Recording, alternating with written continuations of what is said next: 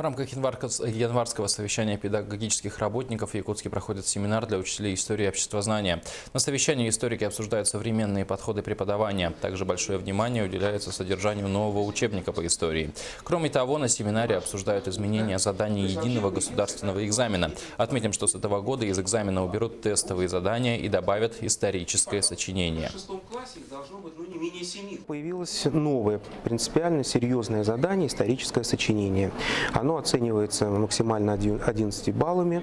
В общем-то, есть на сегодняшний день критерии оценки, критерии подходов, что наши выпускники должны дать свое суждение не менее чем о двух событиях, не менее чем о двух исторических деятелях, скажем так, не менее чем о двух причинно-следственных связях той или иной эпохи. То есть на самом деле, мне кажется, несмотря на всю сложность, эта работа позволит как раз-таки определить уровень, именно уровень оценочных суждений выпускников.